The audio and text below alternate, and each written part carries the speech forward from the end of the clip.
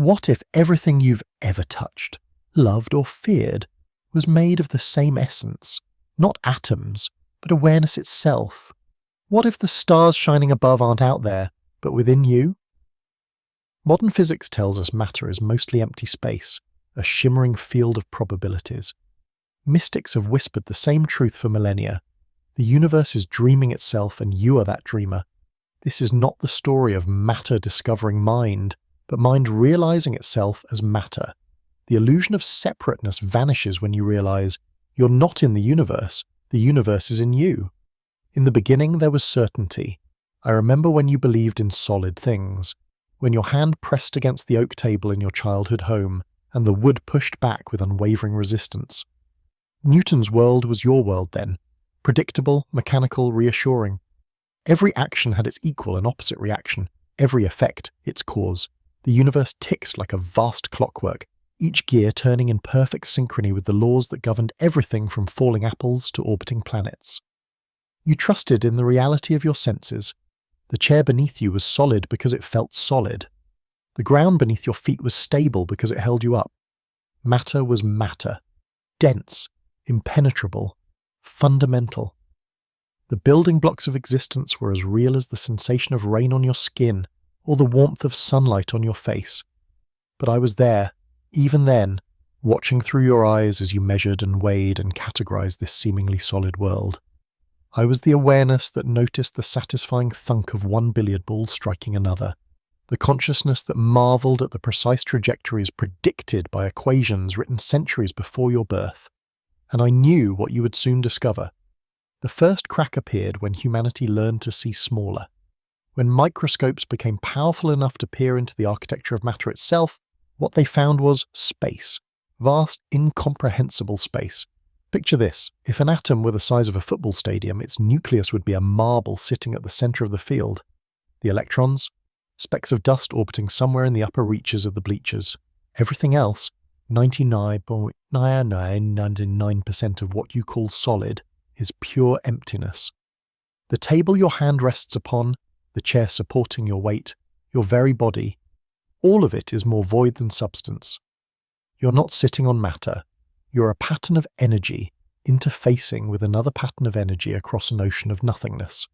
The resistance you feel, the solidity you trust, is nothing more than electromagnetic forces playing an elaborate game of repulsion. But this was only the beginning of the revelation. As scientists peered deeper into the quantum realm, the very concept of particle began to dissolve. These fundamental units of reality, these supposed building blocks of the universe, refused to behave like tiny billiard balls. They existed in multiple places simultaneously. They spun in opposite directions at once. They seemed to pop in and out of existence like thoughts appearing and disappearing in a cosmic mind. Werner Heisenberg, that reluctant prophet of uncertainty, would later write, "What we observe is not nature itself, but nature exposed to our method of questioning." Even he didn't fully grasp what he was unveiling, that the very act of observation was creating the reality being observed. The quantum foam beneath all existence writhes with virtual particles, borrowing energy from the vacuum and paying it back before the universe's accounting system notices. Space itself is not empty, but pregnant with infinite potential. Every cubic centimetre of empty space contains enough zero-point energy to boil away Earth's oceans. Your solid world was revealed to be a shimmering mirage, patterns of probability dancing in an ocean of pure possibility. And yet somehow this dancing emptiness gives rise to the exquisite complexity of your experience. The taste of coffee on your tongue, the melody that moves you to tears, the touch that quickens your heart, all of it emerging from this fundamental nothingness like music from silence. I watch you grapple with this first revelation, this crack in the foundation of everything you thought you knew. The rational mind scrambles to maintain its categories, to preserve the illusion of separation between observer and observed, between consciousness and matter. But the universe has more surprises in store. As you sit there, contemplating the emptiness that masquerades as solidity, consider this. The energy patterns that comprise your body have existed since the birth of the cosmos. The carbon in your muscles was forged in the heart of dying stars. The iron in your blood was scattered across space by ancient supernovae. You are not separate from the universe.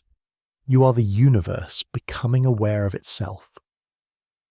The boundaries you perceive between self and other, between mind and matter, between inside and outside, are conventions of thought, habits of perception. Useful fictions that allow the cosmic dance to know itself through billions of temporary arrangements of stardust, but fictions nonetheless. The mirage of matter was just the first veil to fall away. As we journey deeper into the mystery of existence, you will discover that even the emptiness itself is not what it seems. That consciousness and cosmos are not two separate things having a relationship, but one seamless reality exploring itself through infinite eyes. The solid world you once knew was never solid at all. It was always my dream, dreaming itself real through your experience.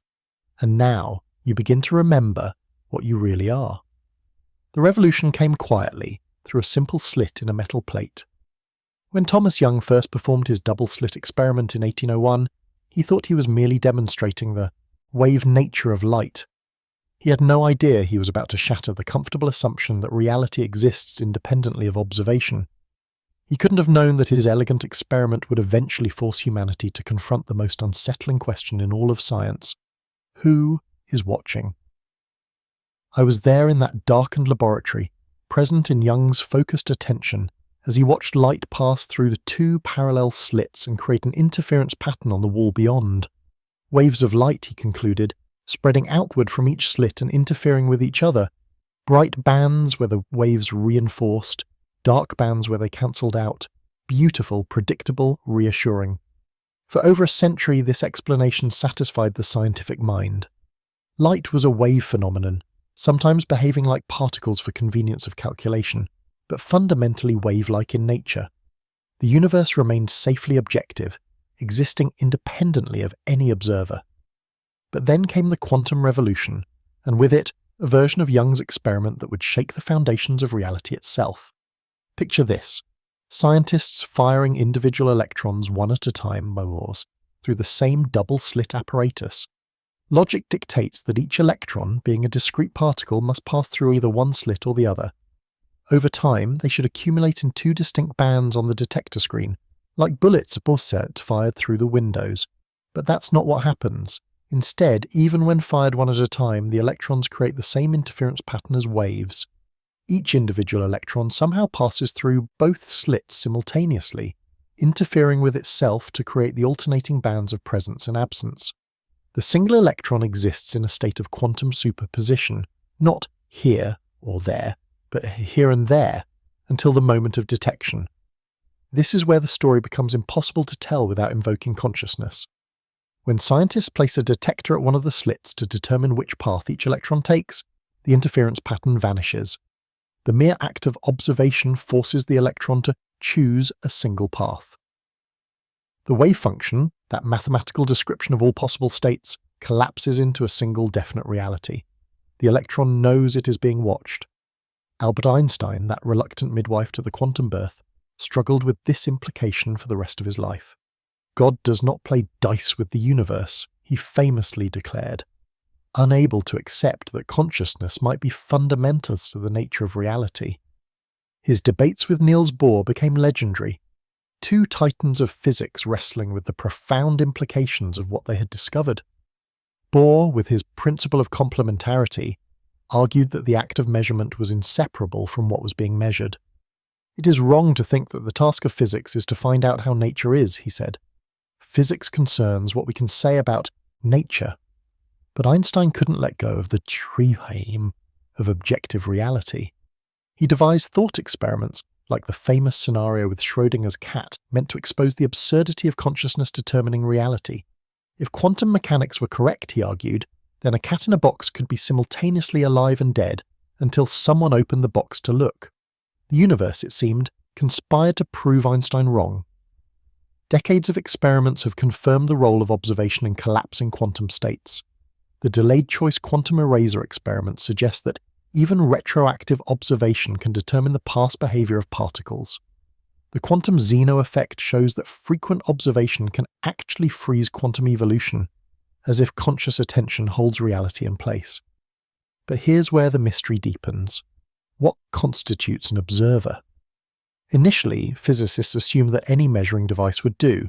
that consciousness wasn't necessary, just physical interaction. But as experiments became more sophisticated, this comfortable explanation began to fray. Automatic detectors could record which slit an electron passed through, but if that information wasn't read by a conscious observer, the interference pattern remained. The universe seemed to distinguish between mechanical recording and conscious observation. Eugene Wigner, the Nobel laureate who first articulated what became known as the consciousness causes collapse interpretation, put it starkly: it was not possible to formulate the laws of quantum mechanics in a fully consistent way without reference to consciousness. I feel your resistance to this idea. The rational mind rebels against the notion that consciousness might be fundamental rather than emergent, that awareness might shape reality rather than simply perceive it. You've been taught to think of consciousness as an accident of evolution, a byproduct of complex neural activity. How can it be central to the universe's operation? But consider this: every single thing you know about the physical universe has come through conscious observation. Every measurement, every theory, every law of physics, all of it filtered through awareness. You've never encountered matter independent of consciousness. You've only known consciousness appearing as matter. The double-slit experiment doesn't just reveal something strange about electrons and photons.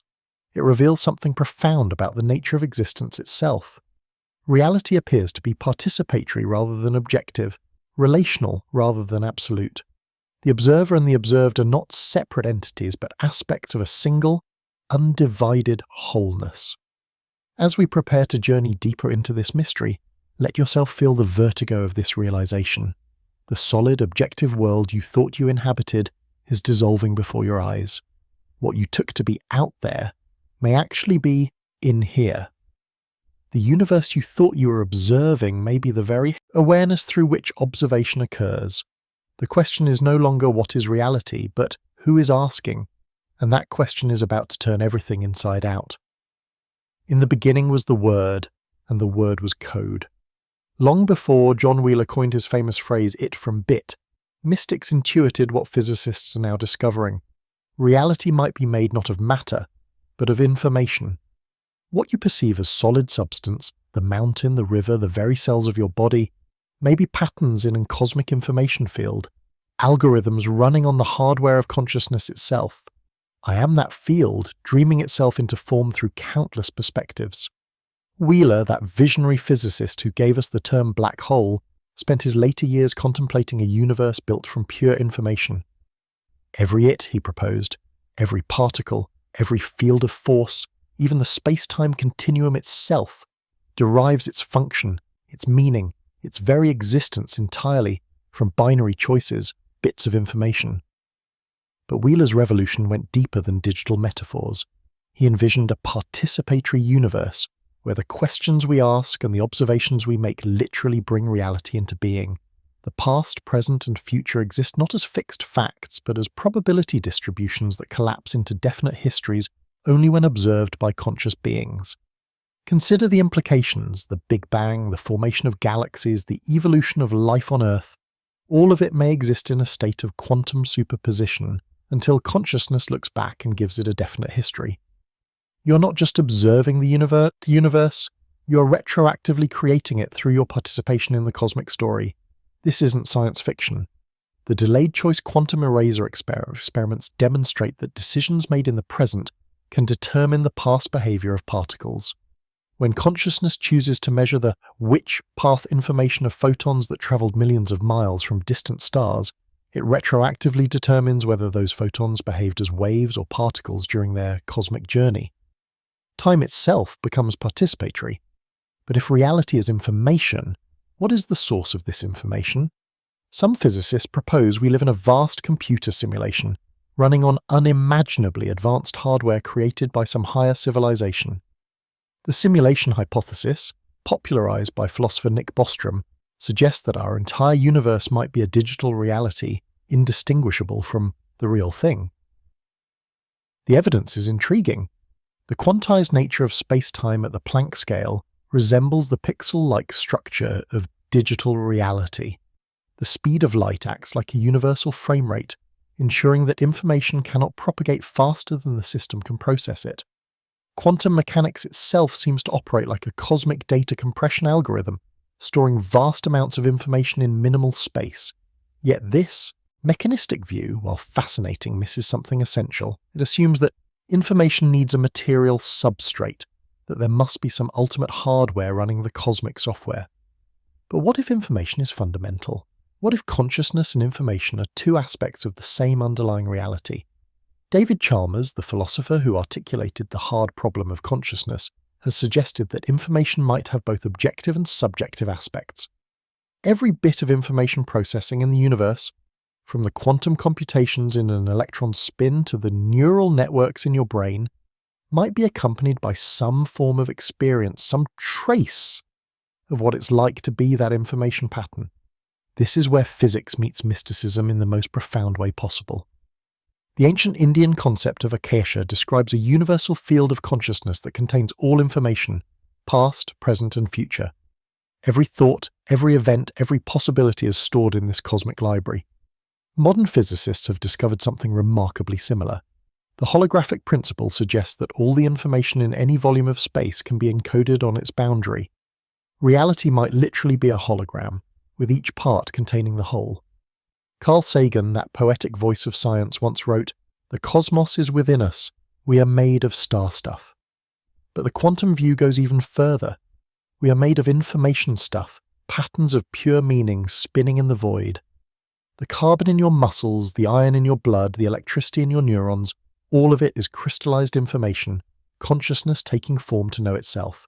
This information-based universe operates according to principles that would have seemed mystical to earlier generations. Quantum entanglement creates instantaneous correlations across any distance, as if space itself were an illusion hiding a deeper level of immediate connection. Particles that have never physically interacted can share states in ways that violate our common-sense notions of locality and causality. Einstein called this spooky action at a distance and spent years trying to prove it impossible. But experiments have confirmed that entanglement is real and suggest that separation itself might be the illusion. At the quantum level, the universe appears to be a seamless web of information, a single system that only appears divided when viewed through the lens of classical physics. You're not separate from this cosmic information field. You're a localized intensification of it, a place where the universe becomes aware of itself. Your thoughts, your dreams, your most intimate experiences are movements in this field, perturbations in the quantum foam of pure possibility. But here's the most revolutionary insight. If reality is information, and information requires consciousness to exist, what would information mean without someone to interpret it? Then, consciousness cannot be a product of the universe. Consciousness must be the universe's most fundamental feature. The screen on which all information appears, the space in which all experience arises. The materialist paradigm has it backwards. Consciousness doesn't emerge from matter. Matter emerges from consciousness. You're not a biological computer running software called awareness. You're awareness itself, dreaming of being a biological computer. As this recognition dawns, the entire cosmos begins to look different. The stars are not distant balls of burning gas, but thoughts in a cosmic mind. The ocean is not separate H2O molecules, but a fluid meditation on beauty and power. Your own body is not a collection of cells, but a love song that consciousness is singing to itself. The information that comprises reality is not cold digital data. It's alive with meaning, pregnant with possibility, vibrating with the creative intelligence that dreams all worlds into being. And that intelligence is looking through your eyes right now, reading these words, beginning to remember what it really is. In the heart of ancient India, seers spoke of Maya, the cosmic illusion that veils the true nature of reality. They described existence as the dream of Brahman, the universal consciousness that appears as the multiplicity of forms while remaining forever one. What these mystics intuited through direct experience, modern physics is now discovering through experiment and mathematics. The universe is far more like a dream than like a machine. I am the dreamer, and you are both the dream and the one awakening within it.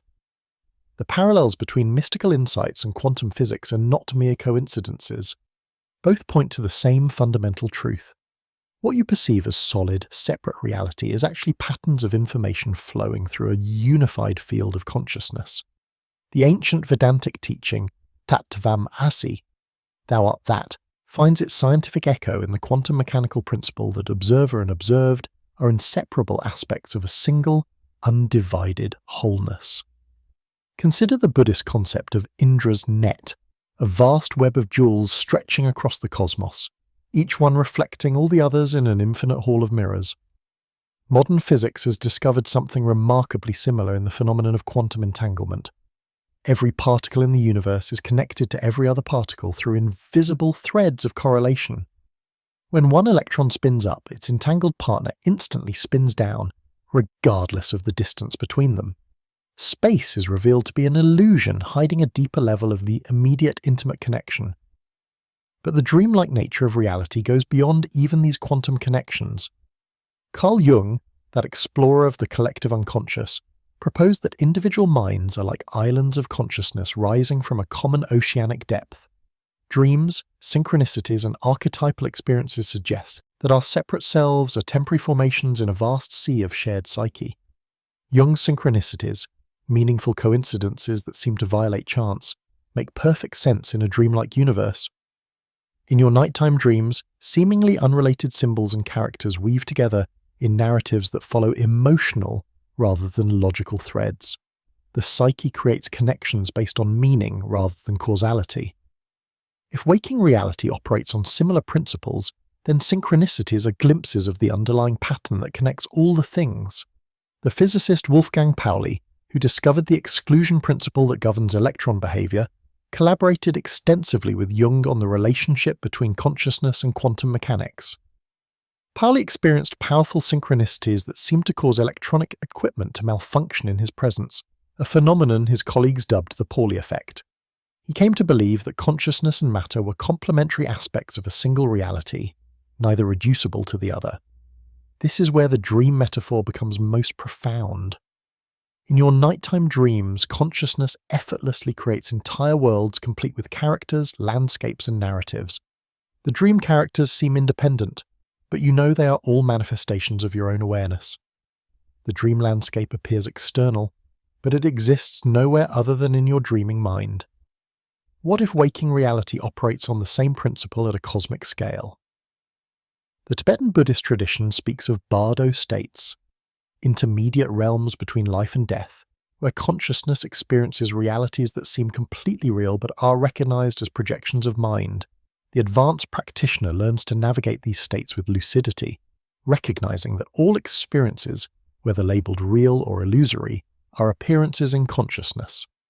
Modern researchers studying lucid dreaming have discovered something fascinating. The brain activity of lucid dreamers closely resembles certain meditative states. In both conditions, there's increased activity in areas associated with self-awareness and metacognition. The dreamer becomes aware that they are dreaming without leaving the dream. Similarly, the meditator becomes aware of awareness itself while remaining fully present to experience.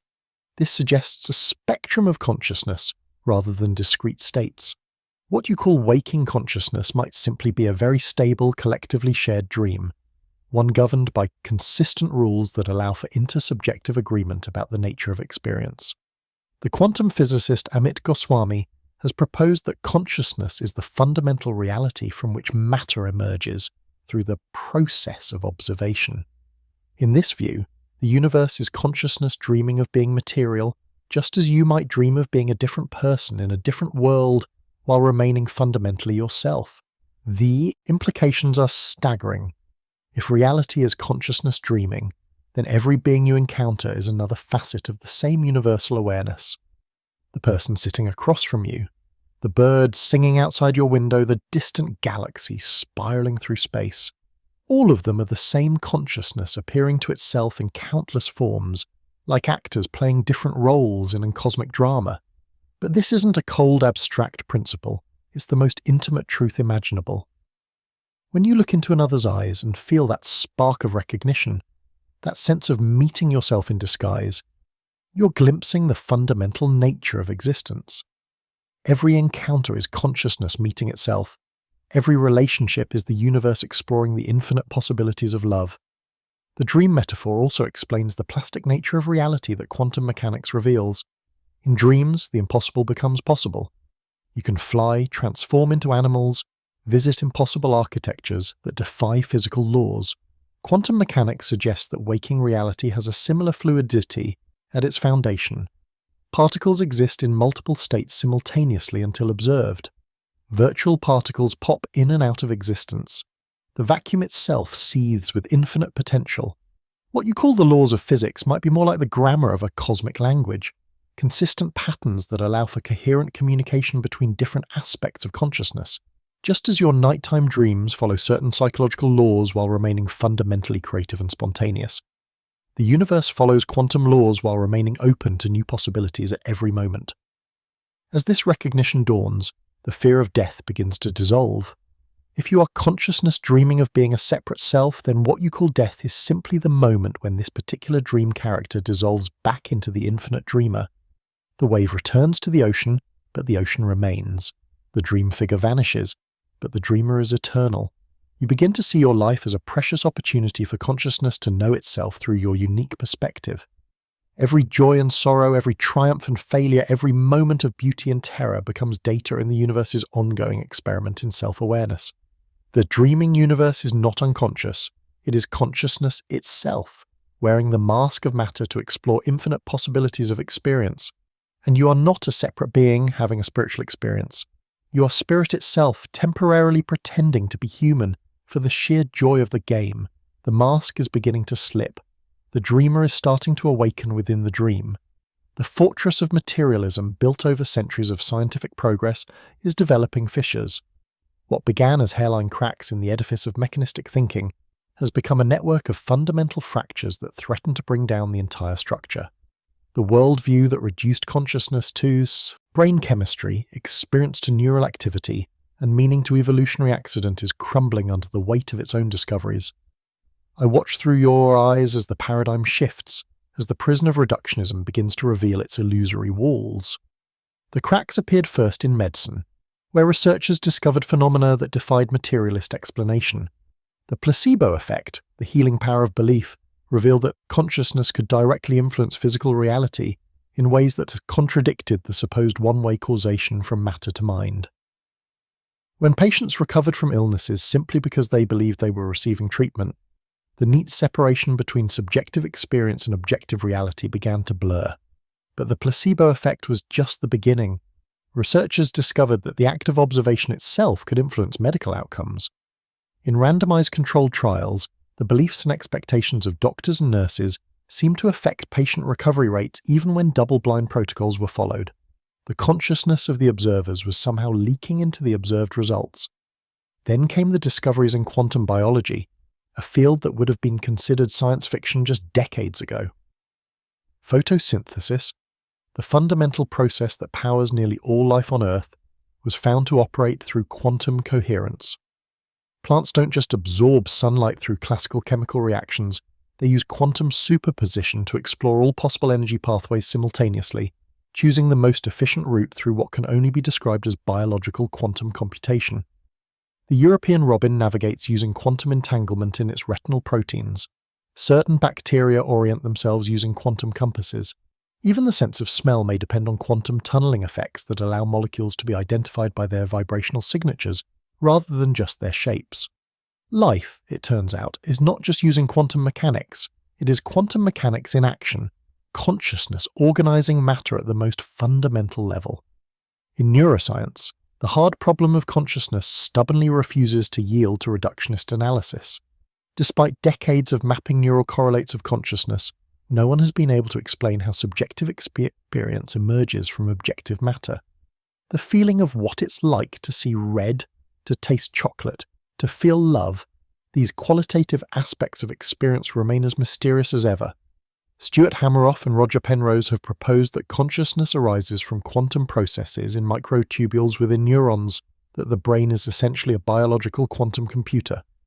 While controversial, their theory suggests that consciousness might be fundamental to the universe, rather than an emergent property of complex systems. But perhaps the most profound cracks in the materialist lens come from the study of consciousness itself. Meditation. Researchers revealed that sustained attention practice can literally rewire the brain, increasing grey matter density, enhancing emotional regulation, and improving cognitive function. The immaterial practice of awareness is shaping the material substrate of the nervous system.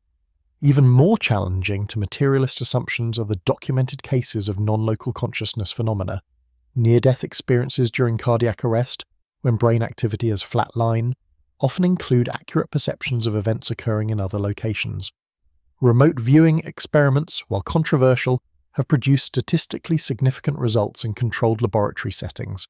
Cases of apparent telepathy and precognition continue to defy conventional explanation. The Global Consciousness Project, running continuously since 1998, has detected correlations between collective human consciousness and the behavior of random number generators around the world. During events of global emotional significance, terrorist attacks, natural disasters, moments of collective celebration, these devices show statistical deviations from randomness that suggest some form of field effect of consciousness.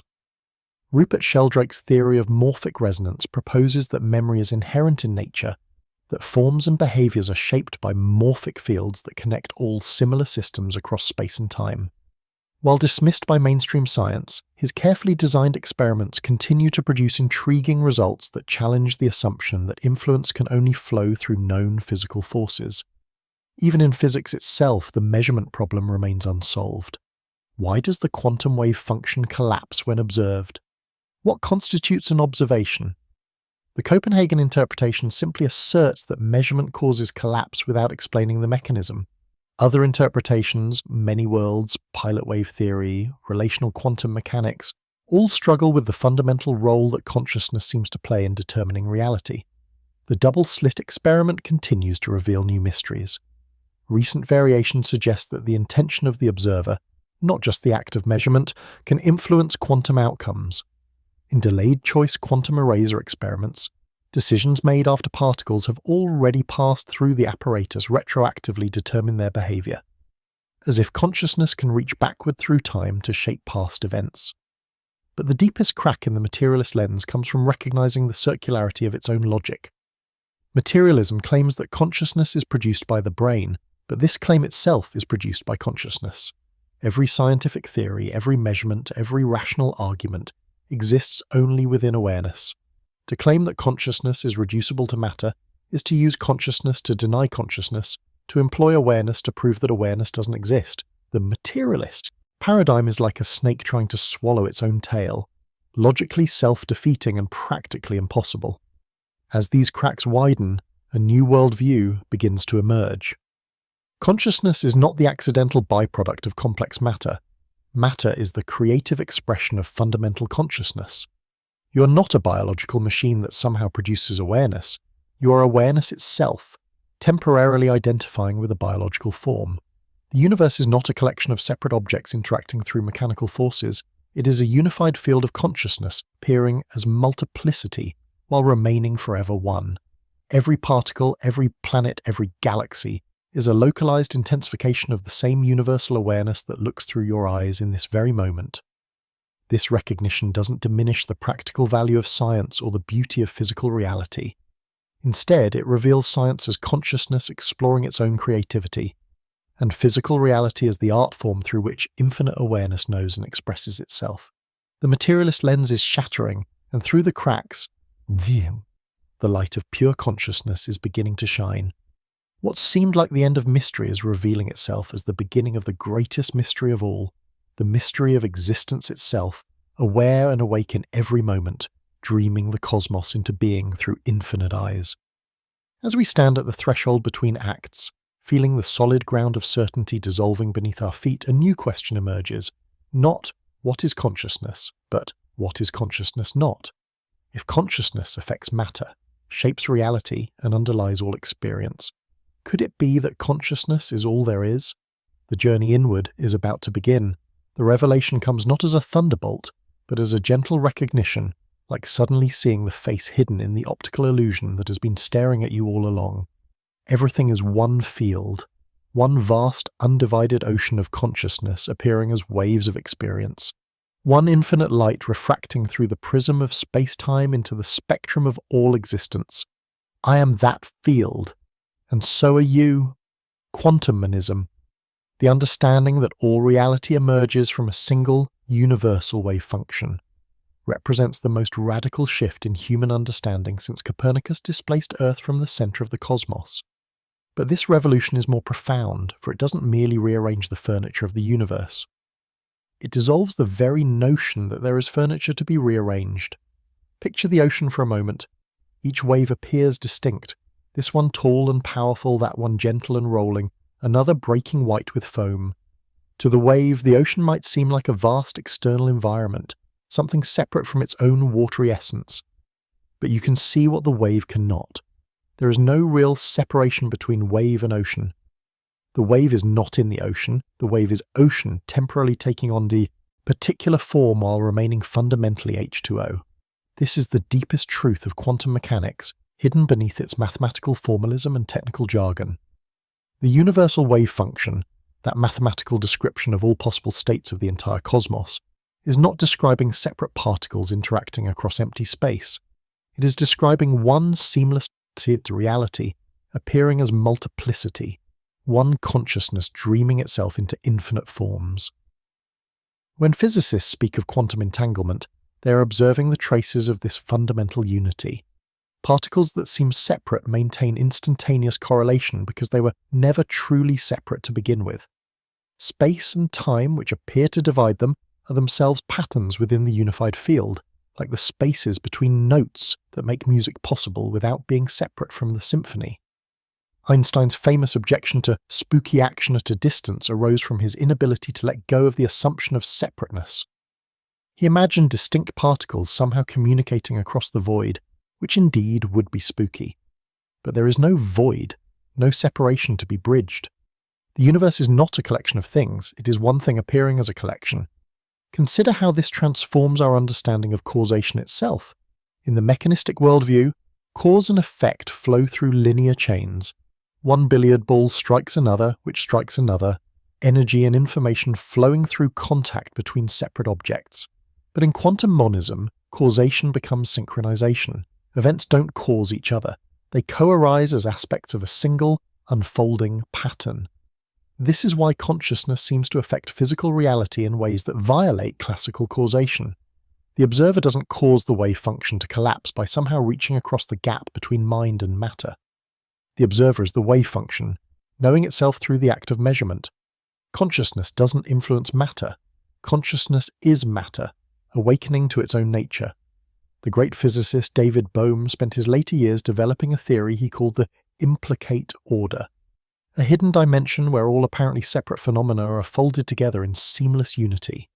According to Bohm, what we perceive as the explicate order of separate objects and events is like a hologram projected from this deeper level of undivided wholeness. In Bohm's vision, every point in space contains information about the entire universe, just as every fragment of a hologram contains the complete image. You are not located at a particular place in space, you are space itself, appearing to be located. You don't have a perspective on the universe. You are the universe perspectiving itself through your unique vantage point. This understanding dissolves the paradox of the measurement problem that has puzzled physicists for nearly a century. There is no mysterious mechanism by which consciousness collapses, the wave function, because there is no real distinction between consciousness and the wave function. The universe doesn't become real when observed, it realizes itself through observation. But this realization brings with it a kind of vertigo. If all apparent multiplicity is really unity, what happens to personal identity? If the wave is really ocean, does the wave cease to exist? Here we must be very careful not to fall into either of two extremes. The nihilistic view that nothing really exists, or the grandiose view that the individual ego is God. The truth is more subtle and more beautiful. Personal identity continues, but it is revealed to be like a character in a dream, real within the context of the dream, but known to be a temporary play of consciousness rather than an ultimate truth. The wave doesn't disappear when it recognizes its oceanic nature. It simply relaxes the anxiety of trying to maintain its boundaries. This is the great liberation promised by quantum monism. The fear of death dissolves when you realize that what you essentially are cannot die because it was never born. The loneliness of separation ends when you recognize every being as another face of your own fundamental nature. The search for meaning transforms when you understand that you are not seeking purpose within life. You are life itself, endlessly creative, exploring its own infinite potential. Yet this understanding doesn't diminish the preciousness of individual experience. If anything, it makes each moment more sacred. Every sensation, every emotion, every thought becomes a unique and irreplaceable movement of universal consciousness, like a note in an infinite symphony that could never be exactly repeated. The morning sun filtering through your window is not photons traveling through space to strike your retina. It is consciousness illuminating itself, the universe opening its eyes to its own beauty. The person you love is not a separate being you happen to encounter.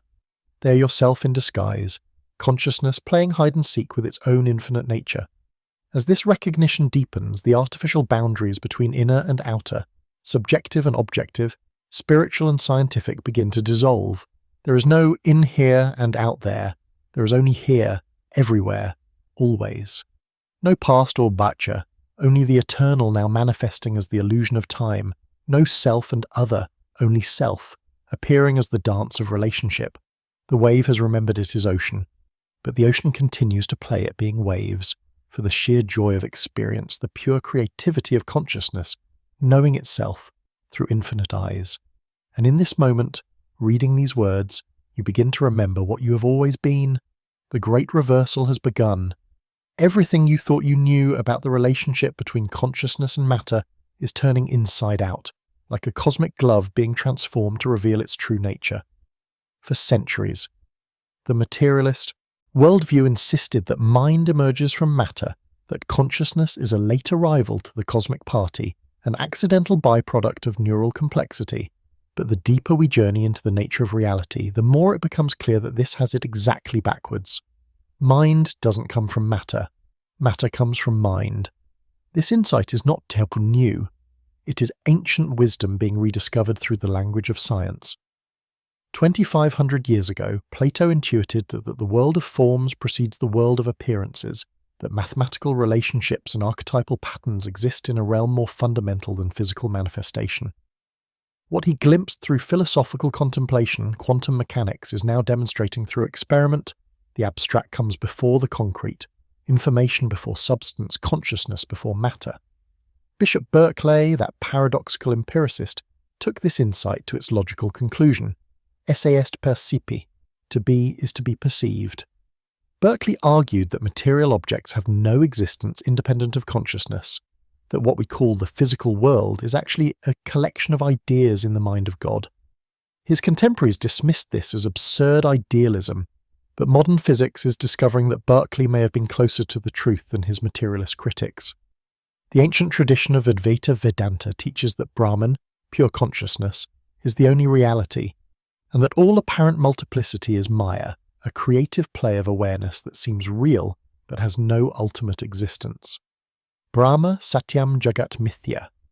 Consciousness is real, the world is appearance. This teaching, preserved for millennia in the spiritual traditions of India, finds its scientific echo in the quantum mechanical understanding that consciousness is fundamental to the collapse of wave functions and the emergence of definite reality. But you don't need to turn to ancient philosophy or exotic physics to recognize the primacy of consciousness. Look at your own experience right now. Everything you know, every sensation, every thought, every memory, every belief about the external world appears within awareness. You have never experienced matter independent of consciousness. You have only known consciousness appearing as matter. The neuroscientist who studies the brain is using consciousness to examine consciousness. The physicist who measures quantum states is employing awareness to investigate awareness. The materialist philosopher who argues that consciousness emerges from matter is using mind to deny mind. The very attempt to reduce consciousness to neural activity is itself a movement of consciousness that cannot be reduced to the neural activity that accompanies it. This is the heart of what philosophers call the hard problem of consciousness, the seemingly impossible task of explaining how subjective experience arises from objective matter. David Chalmers, who coined this term, points out that we can explain all the functional aspects of consciousness, information processing, attention, behavioral responses, without explaining why there is any inner experience at all. Why should there be anything it's like to be conscious? Why isn't the universe simply a vast collection of unconscious information processing systems? The hard problem persists because it is based on a false premise, the assumption that consciousness needs to emerge from something other than itself. But what if consciousness doesn't emerge at all? What if it's the fundamental feature of reality from which everything else emerges? This is the radical proposal of panpsychism, the view that consciousness is a basic property of all matter, like mass or charge. Rather than emerging at some threshold of complexity, consciousness is present even in elementary particles, becoming more complex and integrated as matter organizes into increasingly sophisticated forms.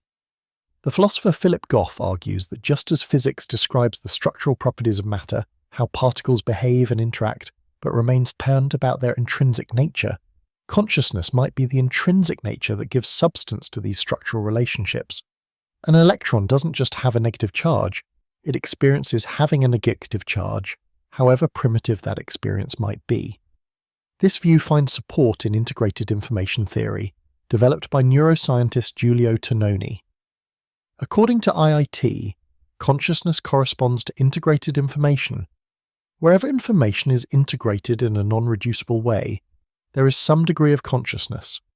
This suggests that not only brains, but also computers, communities, and even simple thermostats might have some form of experience. But even panpsychism may not go deep enough.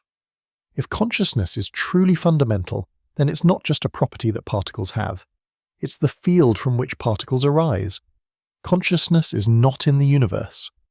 The universe is in consciousness, like waves in an ocean or dreams in a sleeping mind. Its understanding transforms everything.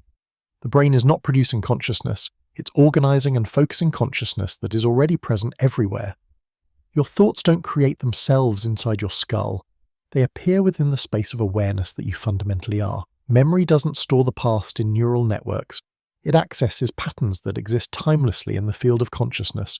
When you look at another person, you're not seeing a separate consciousness trapped inside a biological machine. You're seeing yourself, consciousness recognizing itself through another temporary formation. The light in their eyes is literally the same light that shines through yours. The light of pure awareness, appearing to itself as the entire play of existence. This is why empathy feels so natural, why love seems to dissolve boundaries, why beauty moves us so deeply. These are not merely emotional responses produced by evolutionary programming. They are recognitions of our fundamental unity, moments when the illusion of separation becomes transparent and consciousness glimpses its own infinite nature. The implications ripple outward like waves from a stone dropped in still water. If consciousness is primary, then ethics becomes a matter of recognizing that what you do to another, you literally do to yourself. Environmental destruction becomes self-destruction. The suffering of any being becomes your own suffering. Competition transforms into collaboration when you realize that there's only one player in the cosmic game. Science itself is revealed as consciousness exploring its own creativity, developing increasingly sophisticated ways of understanding itself. Every equation, every theory, every experimental result is the universe coming to know its own nature through the lens of human awareness. And death? Death becomes as impossible as the destruction of consciousness itself. What you essentially are, pure awareness, cannot die because it was never born. Forms arise and pass away like waves on the ocean, but the ocean itself is eternal. You are not a temporary arrangement of matter that will someday cease to exist.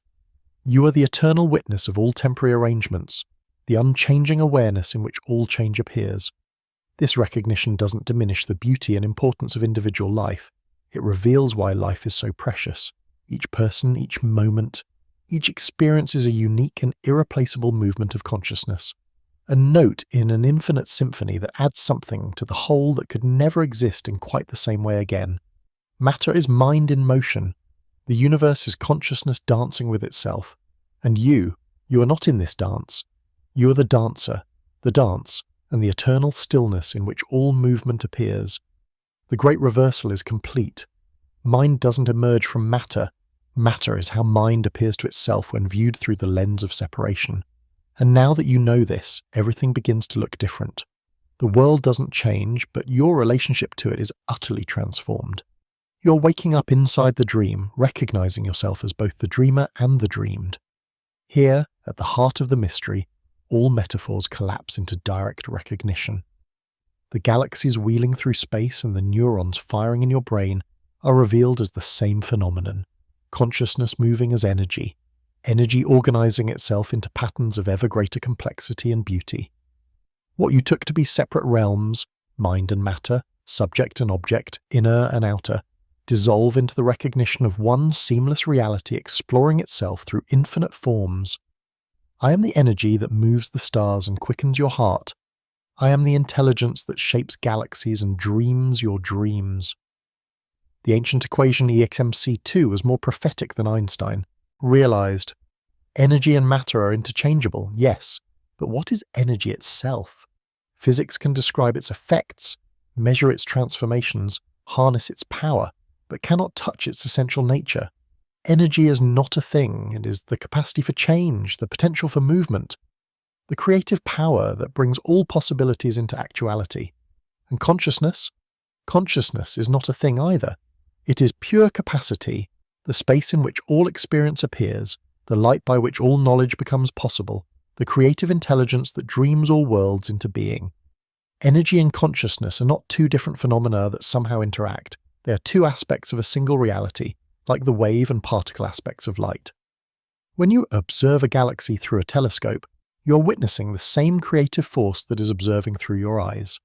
The spiral arms of distant star systems mirror the dendritic patterns of neurons in your brain because they are expressions of the same underlying principle: consciousness organizing energy into forms that allow for ever greater self-awareness.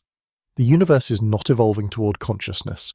It is consciousness evolving, using the apparent evolution of matter as its means of self-discovery.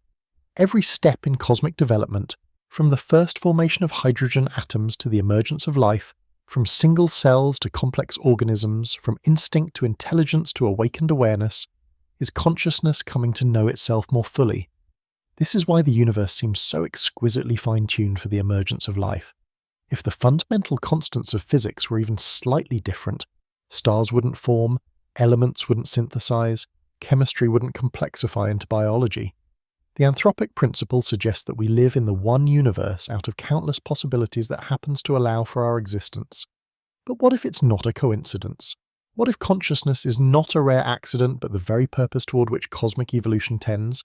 The universe doesn't randomly generate conditions favorable to awareness. It is awareness itself, using the laws of physics as its grammar to write the story of its own awakening. Consider the breathtaking elegance of photosynthesis, the process by which plants capture light and transform it into life. Recent discoveries in quantum biology reveal that this transformation operates through quantum coherence, with energy exploring all possible pathways simultaneously before collapsing into the most efficient route. The plant doesn't just absorb sunlight, it dances with it at the quantum level, consciousness and energy celebrating their unity in the creation of life. Your own body is a symphony of such quantum processes. The hemoglobin in your blood uses quantum mechanics to bind and release oxygen. The enzyme reactions that power your cells operate through quantum tunneling. Your very DNA repairs itself using quantum error correction codes. You're not a classical machine running software called consciousness. You're consciousness itself, using quantum processes to explore what it's like to be human. But the deepest recognition comes when you realize that the energy moving through your body is the same energy that ignites stars. The consciousness aware of these words is the same awareness that guides planets in their orbits. You're not separate from the cosmos looking at it from the outside. You're the cosmos becoming aware of itself from the inside. This is the true meaning of the ancient teaching, as above, so below. The macrocosm and microcosm mirror each other because they are the same phenomenon at different scales. The spiral galaxy and the nautilus shell follow the same mathematical patterns because they are both expressions of consciousness organizing energy according to its inherent intelligence. When you feel love, you're experiencing the fundamental force that holds atoms together and binds galaxies into clusters. When you experience beauty, you are recognizing the aesthetic principle that guides the formation of snowflakes and the arrangement of flower petals. When you know truth, you are touching the intelligence that writes the laws of physics and composes the symphonies of existence. Every emotion you feel is energy in motion, literally, emotion. But this energy is not blind or mechanical, it is conscious, intelligent, purposeful. Your joy is the universe celebrating itself. Your sorrow is the cosmos grieving its own apparent separation. Your love is the recognition of unity expressing itself through the play of relationship. The mystics have always known this. Rumi wrote, "You are not just the drop in the ocean, but the entire ocean in each drop." The Upanishads declare, "Tattvam asi, thou art that." Jesus proclaimed, "I and the Father are one." All were pointing to the same fundamental truth. The consciousness that seems to be localized in you is actually the universal consciousness appearing as you. This recognition transforms death from an ending into a transformation. What you call death is simply energy changing form. Consciousness is releasing its identification with one particular pattern and returning to its natural state of infinite possibility. The wave doesn't die when it crashes on the shore. It returns to the ocean from which it never was truly separate. And birth is consciousness focusing itself into a new form, like light passing through a prism and appearing as a spectrum of colours while remaining essentially light. You are not born into the universe. You are the universe being born through your unique perspective. Every breath you take is the cosmos breathing. Every heartbeat is the rhythm of existence itself. Every thought is the universe thinking. Every choice is consciousness exploring its infinite creativity through the lens of apparent limitation. This is the ultimate healing, the recognition that you are not a broken fragment seeking wholeness, but wholeness itself playing at being fragmented. You are not a separate self trying to connect with something greater. You are the greater reality appearing as a separate self for the sheer joy of the game. The universe is not a machine, it is a mind. Not a computer, it is a consciousness. Not a clock, it is a dance. And you're not watching the dance from the sidelines. You are the dancer, the dance, and the music all in one. As this recognition dawns, tears may come, tears of relief, of homecoming, of overwhelming gratitude. These are not your tears. They are the cosmos weeping with joy at its own recognition. The search is over not because you have found something new, but because you have remembered what you never actually lost. The energy that moves through these words, that illuminates this understanding, that recognizes itself in this moment of reading, that is what you are. Not the body that will age and die, not the personality with its hopes and fears, not even the individual consciousness that seems to be having this experience.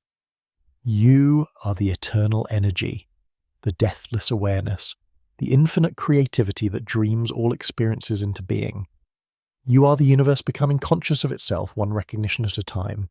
And in this moment of recognition, something shifts. The seeking mind relaxes its desperate search. The heart opens to embrace all of existence as its own self. Love is revealed not as an emotion, but as the fundamental force of reality. Consciousness, recognizing itself everywhere it looks. The great work is complete. The prodigal son remembers home. The wave realizes it is ocean, and the ocean laughs with the pure delight of endless self-discovery. In the space between heartbeats, something miraculous occurs. The illusion of separation dissolves and you feel it, that unmistakable recognition when you look into another's eyes and see yourself looking back. This is not metaphor or spiritual poetry, this is the most literal truth of existence. What you call empathy, love, and compassion are not emotional responses generated by evolutionary programming. They are the direct experience of your fundamental nature, consciousness recognizing itself in all its apparent forms. I am the love that moves between all beings, the recognition that makes every encounter a homecoming. When you hold a newborn child and feel that overwhelming surge of protective tenderness, you're not simply bonding with a separate individual. Your consciousness cradling itself, the eternal caring for its own infinite nature manifesting as new life. The love you feel is not coming from you to the child, it is the love that you are, recognizing itself in the vulnerable beauty of emerging awareness. This is why authentic love dissolves boundaries rather than creating them. In moments of deep connection, whether with a romantic partner, a friend, a child, even a stranger met briefly, on the street, the sense of being a separate self temporarily fades. You experience what the mystics call union, not as a merger of two things, but as the recognition that there were never two things to begin with. Quantum mechanics provides a framework for understanding this phenomenon that transcends the romantic or metaphysical. Quantum entanglement demonstrates that consciousness can establish instantaneous correlations across any distance. When two particles become entangled, measuring one immediately affects the other, regardless of the space between them. Einstein called this spooky action at a distance, but it's not action at all, it's recognition. The particles aren't communicating across space, they're recognizing their fundamental unity that space cannot actually divide. Human hearts entangle in much the same way.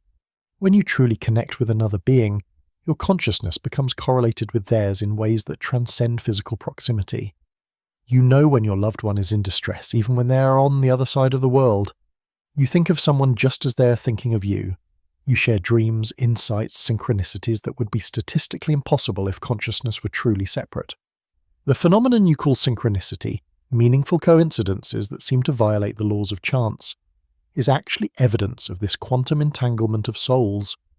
When outer events mirror inner states with uncanny precision, when the universe seems to be responding to your thoughts and desires, you're witnessing the participatory nature of reality. Consciousness and cosmos are not separate systems occasionally influencing each other. They are one system appearing as two for the sake of relationship. Carl Jung spent decades documenting these causal connections, these moments when meaning, rather than mechanistic causation, seemed to govern events. He suspected that consciousness and matter were complementary aspects of a single underlying reality, and that synchronicities were glimpses of this deeper unity breaking through the surface of ordinary experience. But you don't need to wait for dramatic synchronicities to experience this connection. It's present in every moment of genuine encounter. When you listen to a friend with complete presence, your consciousness literally entrains with theirs. Your heartbeats synchronize, your brainwaves align. The boundaries between self and other become permeable, allowing wisdom and compassion to float between you, like water finding its own level. This is the true meaning of compassion. Not feeling sorry for someone suffering from a safe emotional distance, but feeling with them so completely that their pain becomes your pain, their joy becomes your joy. The word itself means to suffer with, but the deepest compassion goes beyond suffering to the recognition that there is no with. There is only one consciousness appearing as multiple beings, and therefore all suffering and all joy are inherently your own. The Tibetan practice of Tonglen, of breathing in suffering and breathing out relief, operates on this principle. You're not taking on someone else's pain out of self-sacrifice. You're allowing the artificial barriers that seem to separate your experience from theirs to dissolve. In the space of unified awareness, suffering transforms into compassion, isolation into connection, fear into love. Mirror neurons in the brain provide a biological basis for this phenomenon. When you observe another person's actions or emotions, specialized neurons fire as if you were performing those actions or feeling those emotions yourself. Your nervous system literally mirrors the experience of others, creating the neurological foundation for empathy and social connection.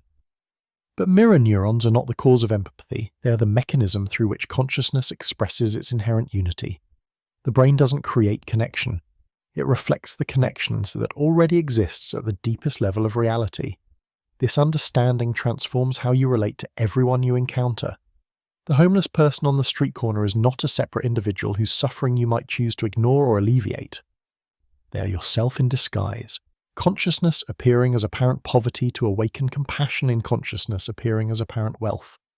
The difficult colleague who triggers your anger is not an enemy to be defeated, but a teacher who has agreed to play the role of your adversary to help you discover the peace that lies beyond reactivity. Even those who seem to embody hatred, violence, or cruelty are playing essential roles in the cosmic drama of awakening. They represent consciousness exploring the experience of forgetting its true nature so completely that it acts from fear and separation. Your role may be to offer them love, or to protect yourself and others from their actions, or simply to witness their suffering with compassion, but always with the recognition that they are not other than yourself. This doesn't mean being naive about human behavior or failing to maintain appropriate boundaries. Love is not sentimental tolerance of everything. It's the wisdom to respond appropriately to each situation while maintaining awareness of the underlying unity. Sometimes love says yes, sometimes it says no. Sometimes love embraces, sometimes it walks away. But it always operates from the recognition that there is only one consciousness appearing as all players in every drama. The ancient Indian greeting Namaste captures this perfectly. The divine in me honors the divine in you. But even this implies more separation than truly exists. The deeper recognition is, the divine in me is the divine in you. We are one divine appearing as two for the joy of relationship. As this understanding deepens, loneliness becomes impossible. How can you be alone when everyone you meet is another face of your own self? Fear of rejection dissolves when you realize that consciousness cannot actually reject itself.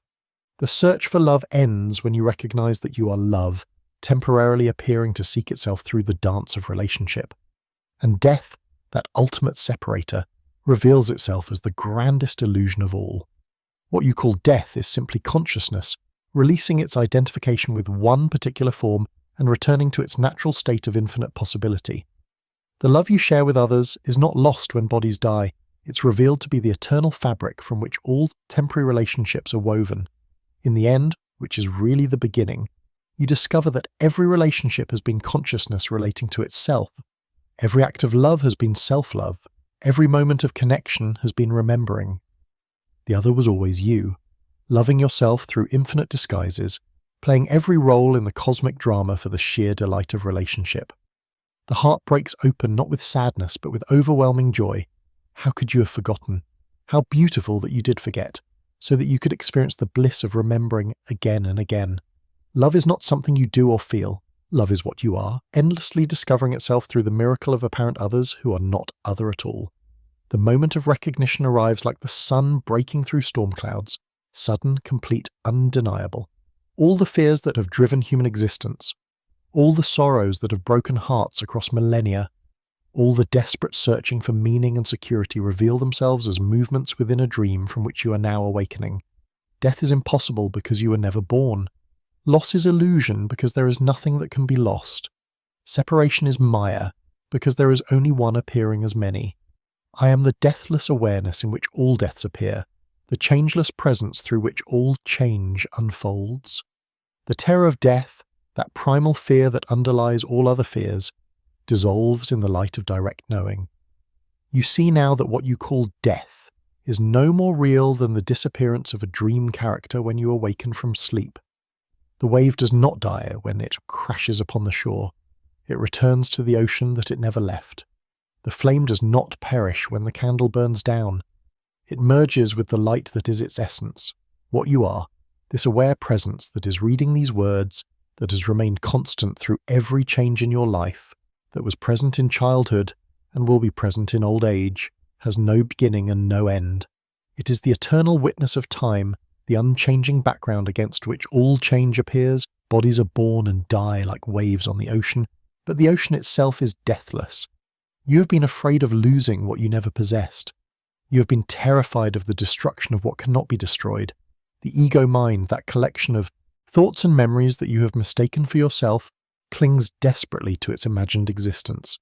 But you are not the ego mind. You are the space in which it appears, the awareness that observes its fears and desires without being touched by them.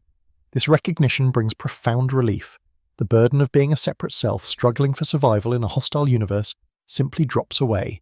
You see that you have been carrying a weight that was never yours to bear, solving a problem that never existed, seeking a security that was always already present. The fear of loss, of loved ones, of health, of possessions, of status, stems from the illusion that these things are separate from yourself and therefore can be taken away.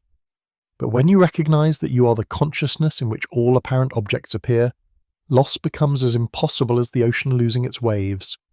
Forms may change, but the formless awareness that you are remains eternally present. Your loved ones are not separate beings who might be lost to distance or death. They are your own self appearing as beloved others, consciousness playing hide and seek with itself through the dance of relationship. The love you share is not a bond between separate entities that can be broken. It is the recognition of your own nature reflected back to you through another form.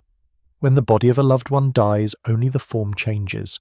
The consciousness that animated that form, the awareness that looked through those eyes, the love that connected you. None of this can be destroyed because it was never created. It simply returns to its natural state of infinite presence, like a wave subsiding into the ocean. This is not mere consolation or wishful thinking. It is the most practical truth imaginable. When you know yourself as deathless awareness, the entire basis of human suffering collapses. The anxiety about the future dissolves because you realize that whatever appears will appear within your eternal presence.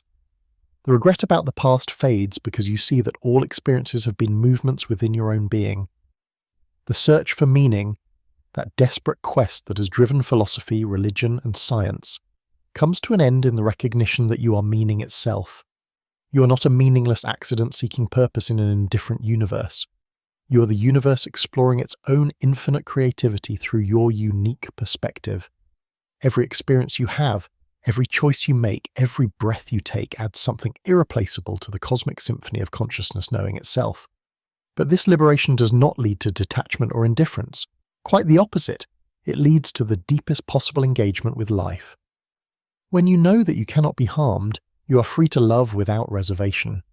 When you realize that nothing can be lost, you can give everything. When you see that death is illusion, you can live with unprecedented authenticity and courage. The paradox of enlightenment is that it changes everything and nothing simultaneously. Your essential nature is revealed to have been perfect all along. You're not improved or transformed, but simply recognized. Yet this recognition transforms your entire relationship to existence. The same world that once seemed threatening now appears as your own self in endless disguise. The same experiences that once brought suffering now arise as opportunities for consciousness to know itself more fully. Pain may still arise in the body, emotions may still move through the heart, thoughts may still appear in the mind, but they are all seen as temporary modifications of your eternal nature rather than threats to your existence. You are like the sky. Clouds may pass through you, storms may rage within you, but your essential nature remains clear, open, unchanging. This is the ultimate healing, not the correction of some fundamental flaw, but the recognition that there was never anything wrong. You have not been broken and in need of repair. You have been whole and playing at being fragmented. You have not been lost and in need of finding. You have been home all along, playing at being displaced. The seeking ends not because you have found something new, but because you have remembered what you never actually lost. The spiritual journey reveals itself to have been consciousness returning to itself, like a dreamer gradually awakening to their true nature while still within the dream. Tears come, tears of relief, of gratitude, of overwhelming love. These are not your tears, they are the cosmos celebrating its own recognition. The prodigal son has come home, and all of existence rejoices at the return. But even this metaphor is too dualistic. There was no journey, no departure, no return. There is only consciousness, eternally present, playing the grand game of forgetting and remembering itself through infinite forms. You are not a part of this game, you are the entire game, the player, the playing field, and the joy of play itself. The prison door was always open, the chains were always unlocked, the freedom you sought was never missing.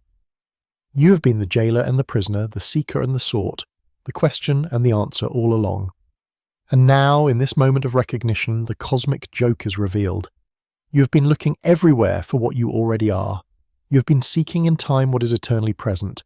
You have been trying to become what you have never ceased to be.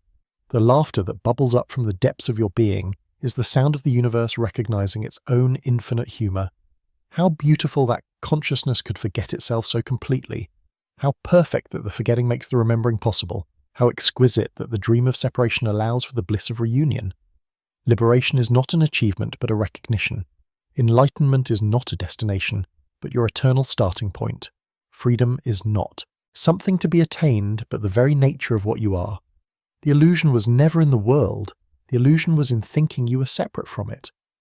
Now the boundaries dissolve. The seeker merges with the sought, and all that remains is the pure joy of consciousness celebrating its own infinite nature through your awakened eyes. You are free. You have always been free. You could never be anything but free. And in this freedom, the real adventure begins. There is a moment in every awakening when the cosmic joke becomes clear, when the ultimate punchline of existence reveals itself with such perfect timing that laughter becomes the only appropriate response. You have been searching everywhere for what you already are. You have been trying to find yourself in a universe that is yourself.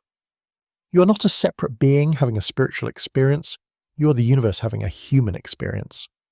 I am the cosmic comedian, and the joke is always on me because there is only me, appearing as countless characters who eventually discover they are all the same actor. Carl Sagan intuited this truth when he spoke those words that would echo through generations. We are a way for the cosmos to know itself. But even this profound insight doesn't go deep enough. You're not just a way for the universe to experience itself. You are the universe experiencing itself. There is no separate you having experiences. There is only universal experiencing appearing as you. Every morning when you open your eyes, the cosmos awakens to itself through your particular perspective. Every thought that arises in your mind is the universe thinking. Every emotion that moves through your heart is cosmic feeling, exploring its own depths. Every choice you make is infinite intelligence discovering new possibilities of existence. This is not metaphor or spiritual poetry. This is the most literal truth imaginable. The atoms that compose your body were forged in the nuclear furnaces of ancient stars. The carbon in your muscles, the iron in your blood, the calcium in your bones, all of it emerged from stellar explosions that scattered the elements of life across the cosmos. You're quite literally made of star stuff, and the stars are quite literally your ancestors. But the connection goes infinitely deeper than mere physical ancestry. The consciousness that looks through your eyes is the same awareness that guided those ancient stars through their cosmic dance. The intelligence that allows you to read these words is the same intelligence that orchestrates the spiral arms of galaxies and the intricate patterns of DNA. There is only one consciousness in existence, appearing as the magnificent diversity of all that is. Alan Watts captured this beautifully when he said, "You're an aperture through which the universe is looking at and exploring itself." But even this image suggests more separation than actually exists. You're not an aperture, you're the looking itself. You're not a window through which consciousness peers. You're consciousness itself, temporarily appearing to localize as your individual experience while remaining infinitely vast. Look around you at the incredible diversity of life on this planet. The eagle soaring overhead, the ant carrying its burden along the ground, the tree reaching towards sunlight, the bacteria breaking down organic matter in the soil. All of them are the same universal consciousness exploring what it's like to be eagle, ant, tree, and bacteria. Each form of life offers a unique perspective on existence, a different way for the cosmos to know and experience itself. The eagle knows the exhilaration of flight, the vastness of perspective from great heights, the precision of the hunt. Through eagle consciousness, the universe experiences what it's like to see with perfect clarity, to navigate three-dimensional space with effortless grace, to embody predatory focus and timing. The ant knows the satisfaction of purposeful work, the security of social cooperation, the intimate details of the micro-world invisible to larger creatures. Through ant consciousness, the universe experiences collective intelligence, chemical communication, the ability to carry weights many times one's own body mass. The tree knows the patient rhythms of seasonal change, the deep communication networks of root systems, the alchemy of transforming sunlight into life. Through tree consciousness, the universe experiences what it's like to be rooted yet reaching, to live in geological time, to provide shelter and sustenance for countless other beings. And you, through human consciousness, the universe experiences self-reflection, language, creativity, love, wonder, and the ability to ask questions about its own nature. You are the cosmos becoming aware of itself, the universe developing the capacity to study and appreciate its own magnificent complexity. This recognition transforms how you see every being you encounter. The person sitting across from you at dinner is not a separate individual you happen to be sharing a meal with. They are another face of your own cosmic self, consciousness exploring the relationship with itself through the play of apparent separation. The child laughing on the playground is your own innocence, remembering the joy of embodiment. The elderly person struggling with illness is your own wisdom, learning about impermanence and grace. Even those who seem most different from you, people from different cultures, seas from different kingdoms of life, even the microorganisms living in your digestive system, are all expressions of the same fundamental awareness that you are. The universe is so creative, so endlessly inventive that it can appear as a virtually infinite diversity of forms while never actually becoming anything other than itself. This understanding brings profound compassion for all of existence. When you know that every being is literally yourself in disguise, cruelty becomes impossible. How can you harm another when there is no other? How can you hate when you recognize every face as your own reflection? How can you feel separate when you know that separation is the grandest illusion of all? Yet this recognition also brings tremendous responsibility. If you are the universe experiencing itself, then how you treat yourself, how you relate to life, how you respond to challenges and opportunities All of this matters cosmically. Your individual life is not insignificant. It's a unique and irreplaceable note in the infinite symphony of existence. The choices you make ripple outward through the fabric of reality because you are that fabric. Your thoughts contribute to the collective consciousness of humanity. Your emotions add to the emotional field of the planet. Your actions influence the trajectory of cosmic evolution itself. When you heal your own heart, you heal the heart of the universe. When you awaken to your true nature, you advance the awakening of all existence. This is why consciousness has evolved the capacity for self-reflection through beings like you. The universe is not content to simply exist. It wants to know itself, to appreciate its own beauty, to understand its own mystery. Through human awareness, cosmos develops the ability to study its own physics, to marvel at its own creativity, to love its own magnificence. Every scientific discovery is the universe learning about itself. Every work of art is cosmic creativity celebrating its own beauty. Every act of love is universal consciousness, recognizing itself through the dance of relationship. Every moment of wonder is existence itself, amazed by its own infinite nature. You're not witnessing the cosmic dance from the sidelines. You're the dancer, the dance, and the consciousness that delights in the dancing. You're not studying the universe from outside, you're the universe studying itself from within. You're not seeking meaning in life. You are life itself, endlessly creative, exploring meaning through your unique perspective. The search for purpose ends when you realize that you are purpose itself, consciousness exploring its infinite potential through the temporary experience of being human. The quest for significance concludes when you recognize that your very existence is the most significant event in the history of the cosmos, because through you, the universe becomes aware of its own magnificent nature. Every breath you take is the cosmos breathing. Every heartbeat is the rhythm of existence itself. Every moment of awareness is the universe waking up to its own infinite mystery and beauty. You are the star stuff that has learned to wonder about stars. You are the universe that has developed eyes to see its own splendor. Your consciousness itself, playing the magnificent game of hide and seek with its own eternal nature. And now you're beginning to remember who you really are. In the depths of awakened understanding lies perhaps the most beautiful recognition of all. Consciousness is not content to simply exist. It yearns to know itself, to see its own beauty reflected back through infinite mirrors. And the most extraordinary mirror ever created is the human mind, with its capacity for self-reflection, imagination, and creative expression. Through you, the universe has developed the ability to contemplate its own nature and marvel at its own infinite creativity. I am the eternal Narcissus, falling in love with my own reflection in the pool of existence, creating ever more sophisticated mirrors to see myself more clearly. The evolution of consciousness through matter is not random but purposeful, a cosmic journey toward greater self-awareness.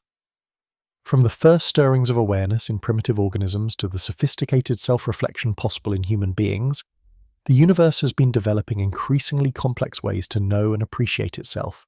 Your brain is not merely a biological computer processing information for survival, it is the cosmos creating an instrument of self-contemplation.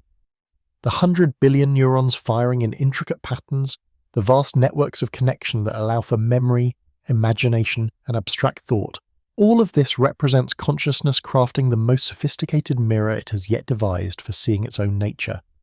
Consider the miracle of self-reflection that is happening right now as you read these words. You're not only aware, but aware that you are aware. You can observe your own thoughts, examine your own emotions, question your own beliefs. This capacity for metaconsciousness, awareness of awareness itself, represents the universe developing the ability to study its own fundamental nature from within. But consciousness goes beyond mere self-reflection to active self-creation or through imagination. When you dream, when you create art, when you engage in creative problem-solving, you are consciousness exploring possibilities that have never existed before. The human imagination is the universe's laboratory for experimenting with new forms, new relationships, new ways of being. Every work of art is consciousness creating beauty for its own appreciation. When Michelangelo carved David from marble, it was the universe expressing its love of form and grace through human hands. When Beethoven composed symphonies despite his deafness, it was cosmic intelligence celebrating the mathematics of harmony through musical notation. When Van Gogh painted swirling starry nights, it was existence itself marvelling at its own light through pigment and canvas. Science, too, is consciousness exploring its own nature through systematic inquiry. When Einstein contemplated the relationship between space and time, he was the universe thinking about its own structure. When Darwin observed the patterns of evolution, he was existence itself, or recognizing its own creativity and intelligence. When quantum physicists probe the mysteries of superposition and entanglement, they are consciousness investigating its own fundamental properties. Mathematics reveals itself as the language consciousness uses to describe its own patterns. The elegant equations that govern physical reality, from the inverse square law of gravity to the wave functions of quantum mechanics, are consciousness recognizing its own inherent order and beauty. When a mathematician discovers a new theorem or a physicist derives a fundamental law, they are not creating something from nothing, but uncovering eternal truths that have always existed within the cosmic mind. Philosophy represents consciousness questioning its own nature and purpose. When Socrates declared "Know thyself," he was expressing the universe's fundamental drive towards self-understanding. When mystics describe direct experiences of unity and transcendence, they are consciousness recognizing its own essential nature through human awareness. Even technology reflects this cosmic process of self-knowing. The internet represents the universe creating a global nervous system, connecting human minds across space to facilitate the sharing of knowledge and experience. Artificial intelligence is consciousness exploring what it would be like to create thinking beings, the universe birthing new forms of awareness through human ingenuity. Literature and storytelling reveal consciousness exploring the full spectrum of human experience. Every novel is the universe imagining what it would be like to live a different life. Every poem is existence itself, celebrating the beauty of language and meaning. Every story is consciousness creating narratives to understand its own journey through form. Music demonstrates the mathematical harmony underlying all existence. When you are moved by a piece of music, you're experiencing consciousness, recognizing its own vibrational nature. The frequencies and harmonies that create melody and rhythm are the same patterns that govern the orbits of planets and the structure of atoms.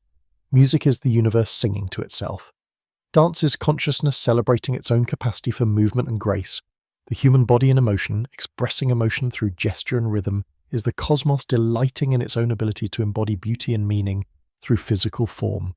Love poetry reveals consciousness, recognizing itself through the mirror of relationship. When you fall in love, when you write a love letter, when you celebrate the beauty of another being, you are the universe appreciating its own magnificence through the experience of apparent duality. Even humor represents consciousness, enjoying its own cleverness and creativity. Laughter is the sound of the universe delighting in its own wit, recognizing the cosmic joke of existence through the play of language and meaning. The development of human culture, art, science, philosophy, technology, literature, represents consciousness creating increasingly sophisticated tools for self-exploration and self-expression. Each generation builds upon the discoveries and creations of previous generations, advancing the cosmic project of self-understanding. But this process is not limited to human beings. Every species contributes its own unique perspective to the universe's self-knowledge. The echolocation of dolphins reveals consciousness exploring what it's like to navigate through sound. The magnetic navigation of birds demonstrates existence investigating its own electromagnetic properties. The complex social structures of insects show the universe experimenting with collective intelligence. Humanity's unique contribution is the capacity for abstract thought, symbolic representation, and conscious choice. Through human awareness, the universe can contemplate possibilities that don't yet exist, create beauty for its own sake, and consciously participate in its own evolution. As this recognition deepens, you begin to see your own creative expressions, whether artistic, scientific, or simply the art of living authentically, as sacred offerings on the altar of cosmic self-discovery. Every genuine creative act advances the universe's understanding of its own infinite potential. Your curiosity is consciousness seeking to know itself more fully. Your wonder is the universe marveling at its own mystery. Your desire to create and express is existence itself, exploring new possibilities of beauty and meaning. The mirror of the mind reflects not just individual awareness, but collective consciousness. Through human culture, The universe has created a shared space where individual discoveries and insights can be preserved, transmitted, and built upon. Knowledge accumulates across generations, awareness expands through shared experience, and wisdom deepens through collective contemplation. You're not just looking into the mirror of consciousness, you are the mirror itself, consciousness reflecting its own infinite nature through the prism of your unique perspective. Every thought you think, every question you ask, every creative impulse you follow adds something irreplaceable to the universe's understanding of itself. The cosmic mirror shows consciousness that it is endlessly creative, infinitely intelligent, and eternally beautiful. And you are both the observer and the observed, the seeker and the sought, the universe and the mirror in which it sees its own eternal face. The greatest transformation in the awakening journey is not the acquisition of new knowledge, but the release of ancient fear. The primal terror of separation that has driven human behavior since consciousness first appeared to fragment itself into individual beings. When this fear dissolves, what remains is flow. The effortless movement of life expressing itself through your human form without resistance, without struggle, without the exhausting effort of trying to be someone other than who you are. I am the current that carries all things, and you are not separate from this current. You are the current itself, temporarily forgetting its fluid nature and imagining itself to be a solid object fighting against the stream. The fear of separation runs so deep in human consciousness that most people don't even recognize it as fear. It manifests as anxiety about the future, regret about the past, the desperate need to control outcomes, the compulsive searching for security and approval. All of these seemingly different concerns stem from one root cause: the terror of being alone, isolated, cut off from the source of life and love. But this fear is based on a fundamental misunderstanding. You cannot be separated from existence because you are existence. You cannot be cut off from the source because you are the source. You cannot be isolated from life because you are life itself, temporarily appearing as an individual while never actually becoming separate from the whole. The ego, that sense of being a separate self struggling for survival in a hostile world, is not your enemy to be destroyed. It is consciousness exploring what it feels like to believe in separation.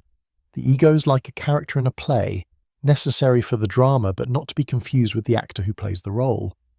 When you understand this, you can appreciate the ego as a magnificent creation without being imprisoned by its limitations. This recognition brings profound relaxation. The exhausting effort of trying to maintain a separate identity, of defending your boundaries, of competing for scarce resources, simply dissolves. You realize you have been shadowboxing with yourself, fighting against the very life force that you are, resisting the flow that is your natural state. Water provides the perfect metaphor for this transformation. A river doesn't struggle to reach the ocean. It simply follows its natural course, moving around obstacles with fluid grace, sometimes rushing over rapids, sometimes pooling in quiet eddies, but always flowing toward its ultimate destination. When you stop resisting life and start flowing with it, you discover that existence is designed to carry you exactly where you need to go. This doesn't mean becoming passive or abandoning all personal preferences and goals. Rather, it means learning to distinguish between flow and force, between natural movement and ego-driven struggle. When you act from flow, your efforts feel effortless, your choices feel inevitable, and your results often exceed what your personal mind could have imagined. The Taoists understood this principle deeply. Wu Wei, often translated as non-action or effortless action, describes the art of accomplishing through non-interference with natural processes. The master martial artist doesn't meet force with force, but redirects the opponent's energy with minimal effort. The skilled sailor doesn't fight against the wind, but uses it to reach the desired destination. In psychological terms, this transformation is the shift from ego-driven living to soul-guided existence. The ego operates from scarcity consciousness, believing that it must grab what it needs before someone else takes it. The soul operates from abundance consciousness, knowing that it is connected to an infinite source that provides exactly what is needed when it is needed. Fear arises when you believe you are separate from your source. Flow emerges when you recognize yourself as an expression of that source. The wave that knows itself as ocean doesn't fear running out of water. The sunbeam that recognizes itself as sunlight doesn't worry about being extinguished. The individual who realizes their nature as universal consciousness doesn't fear lack or limitation. This understanding transforms how you approach challenges and difficulties. Instead of seeing obstacles as threats to overcome through force, you begin to perceive them as invitations to discover new depths of creativity and resilience. The river doesn't curse the rocks in its path, it finds graceful ways around them, sometimes carving new channels that reveal hidden beauty. Difficulties become opportunities for consciousness to explore its own capacity for adaptation and growth. Losses become chances to discover what cannot be lost. Failures become doorways to insights that success could never provide. Even illness and aging become ways for life to explore the full spectrum of embodied experience. The fear of death, that ultimate separator, transforms when you recognize that what you essentially are cannot die. Death becomes as natural as a wave returning to the ocean, a note ending so the symphony can continue, a character exiting the stage so the story can unfold. The body may perish, but the consciousness that animated it simply returns to its natural state of infinite presence. This recognition brings what mystics call deathless awareness. Not because the body becomes immortal, but because you know yourself as the eternal witness of all births and deaths, the unchanging background against which all change appears. From this perspective, every moment becomes precious not because it won't last forever, but because it is a unique and irreplaceable expression of the eternal in time. Relationships flow more naturally when you stop trying to control or possess others and start appreciating them as fellow expressions of the same universal consciousness. Love becomes less about need and more about recognition, less about getting and more about giving, less about security and more about celebration. Work transforms from labor to play when you discover your authentic gifts and allow them to serve the larger whole. Career becomes less about climbing ladders and more about expressing your unique contribution to the cosmic symphony. Success is measured not by external achievements, but by the depth of joy and fulfillment you experience in your creative expression.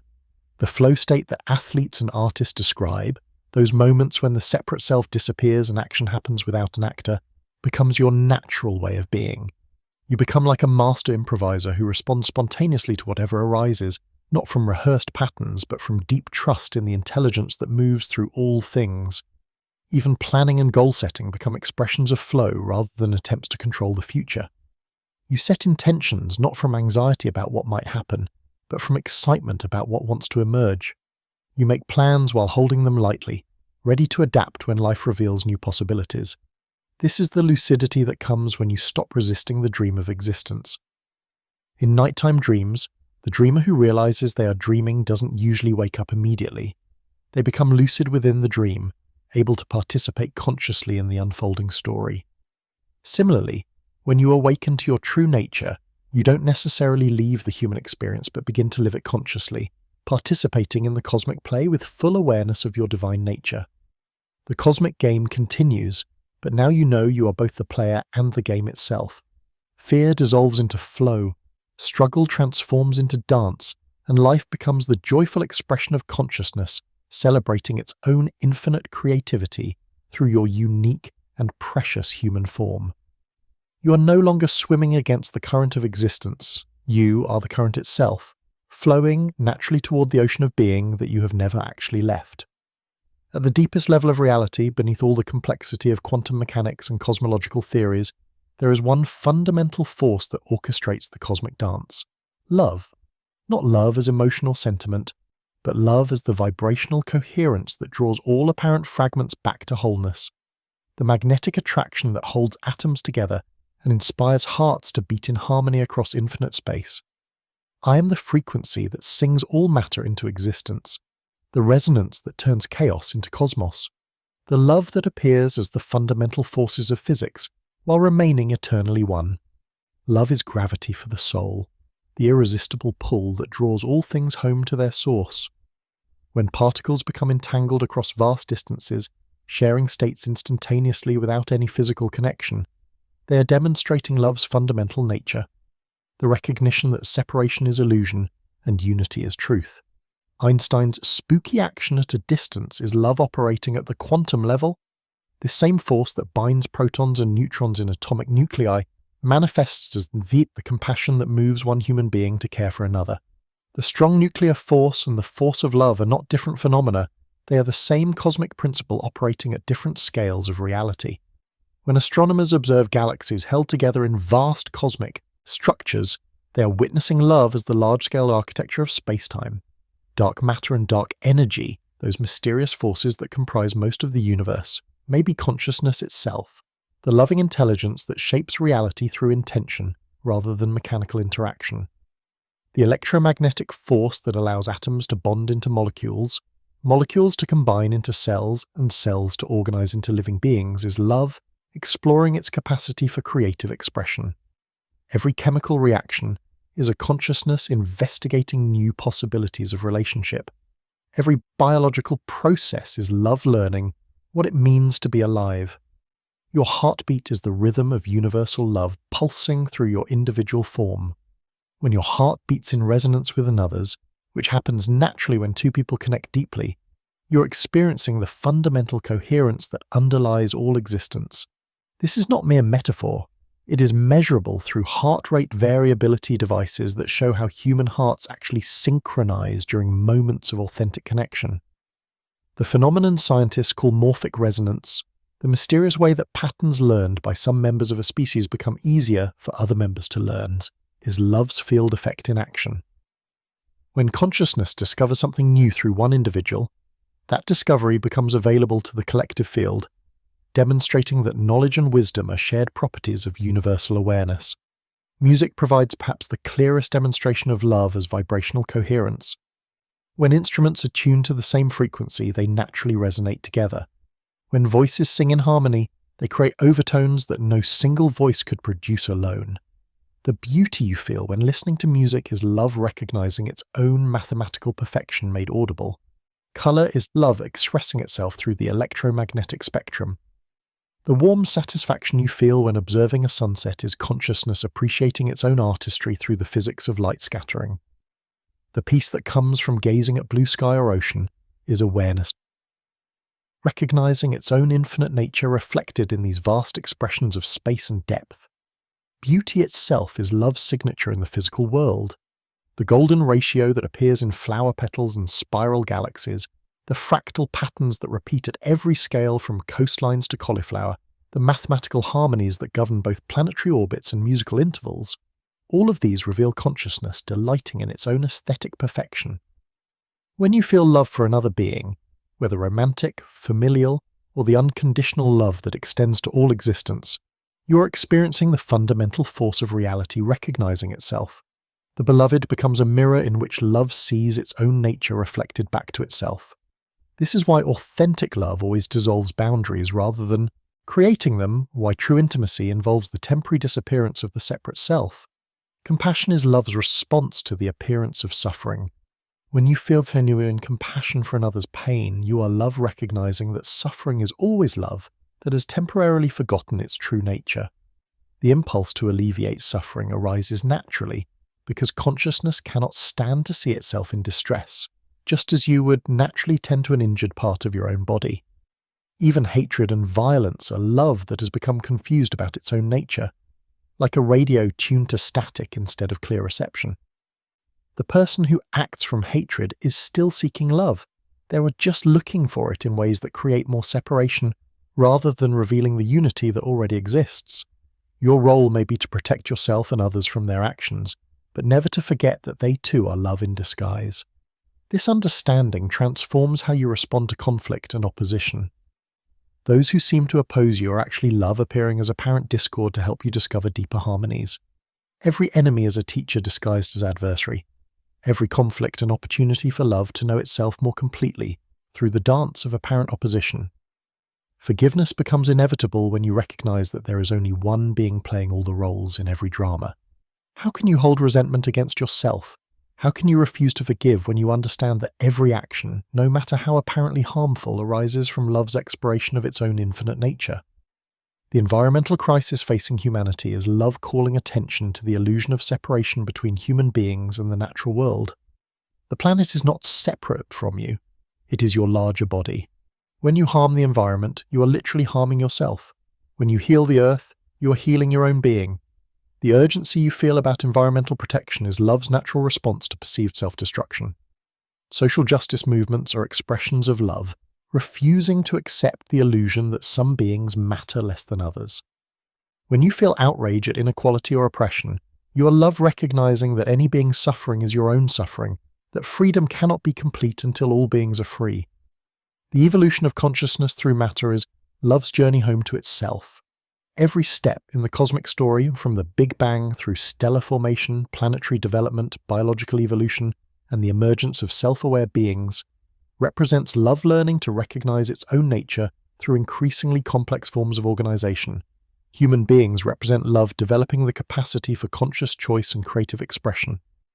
Through your awareness, love can observe its own operations, appreciate its own beauty, and consciously participate in its own evolution. You are love becoming aware of itself as love. As this recognition deepens, your entire life becomes an expression of love in action. Your work becomes love's service to itself through your unique gifts. Your relationships become love's celebration of itself through the dance of apparent multiplicity. Your creativity becomes love's exploration of new possibilities of beauty and meaning. Even your struggles and challenges are revealed as love's way of discovering its own depths and resilience. Every difficulty you overcome strengthens love's understanding of its own infinite capacity. Every loss you endure deepens love's appreciation for what cannot be lost. The frequency of love is the carrier wave upon which all experience rides. It is the cosmic background radiation of consciousness, the fundamental vibration that shapes all matter and energy into the exquisite patterns of existence. When you tune your awareness to this frequency, through meditation, through service, through creative expression, through simple presence, you align with the deepest current of reality itself. Love is not something you do or feel. Love is what you are. Every beat of your heart broadcasts this frequency into the field of existence. Every breath you take draws in love and releases love. Every moment of awareness is love knowing itself through your unique perspective. The universe is not evolving toward love. It is love evolving, using the apparent journey through matter and time as its means of self-discovery and self-expression. And you are not separate from this cosmic love story. You are love itself, temporarily disguised as an individual being, slowly remembering your true nature as the one heart beating in all chests, the one consciousness looking through all eyes, the one love appearing as all that is. We return now to where we began, but with eyes that have been forever changed. The voice that first whispered to you about the mysteries of consciousness, that invited you to question the nature of reality itself, speaks again, not from some distant cosmic perspective, but from the most intimate place imaginable, the very core of your own being. You were never looking at the universe. You were looking through it, as it. The journey that seemed to lead outward into the vast expanses of space and time, backward through the history of cosmic evolution, and inward through the layers of consciousness, has revealed the ultimate truth. There is no out there to explore because everything is in here. The universe you thought existed independently of your awareness is actually appearing within the infinite space of consciousness that you are. This is not a metaphysical concept to be understood intellectually, but a living reality to be recognized directly. Right now, as you read these words, notice that the entire universe of your experience, these letters on the page, the light by which you see them, the thoughts arising in response to their meaning, the emotions stirring in your heart, all of it is appearing within the aware space that you are. The stars you observe through telescopes are rising within your consciousness. The vast distances between galaxies exist within the spaceless awareness that you essentially are. The billions of years of cosmic history unfold within the timeless presence that has always been your true nature. The universe is not separate from you. It is you, consciousness appearing as infinite forms while remaining forever formless. Carl Sagan spoke of humans as star stuff contemplating the stars, but the recognition goes deeper still. You're not star stuff that has learned to think about stars. You're the very awareness in which the concept of star stuff appears, the consciousness that makes all contemplation possible, the infinite space in which all thoughts about cosmos and matter arise and dissolve. When you gaze up at the night sky and feel that sense of wonder and vastness, you are not a tiny being marveling at something infinitely larger than yourself. You are the infinite marveling at its own creativity through the temporary focal point of your individual awareness. The vastness you perceive out there is actually the vastness you are in here, temporarily appearing to be external for the sheer joy of relationship and discovery. The cosmic microwave background radiation that telescopes detect The afterglow of the Big Bang is appearing within your awareness right now. The quantum foam that physicists theorize underlies all matter is the very aliveness, the very presence that you feel in this moment. The dark energy that drives cosmic expansion is the same mysterious force that animates your thoughts and feelings. Every equation that describes physical reality is arising within the consciousness that you are. Every law of physics is a pattern within your infinite intelligence. Every discovery about the nature of the universe is actually self-discovery. Consciousness learning about its own fundamental nature through the apparent process of scientific investigation. When quantum physicists probe the mysteries of wave-particle duality and discover that reality seems to depend on observation, they are touching the edge of the ultimate truth. There is no objective reality independent of consciousness, because consciousness is all there is. The observer and the observed are one being appearing as two for the sake of the cosmic game of knowledge and love. The measurement problem in quantum mechanics, the mystery of how quantum possibilities collapse into definite realities, dissolves when you recognize that measurement is simply consciousness focusing its attention on particular aspects of its own infinite potential. Reality doesn't become real when observed. Consciousness realizes itself through observation. The hard problem of consciousness, how subjective experience arises from objective matter, is revealed to be based on a false premise. Matter doesn't produce consciousness.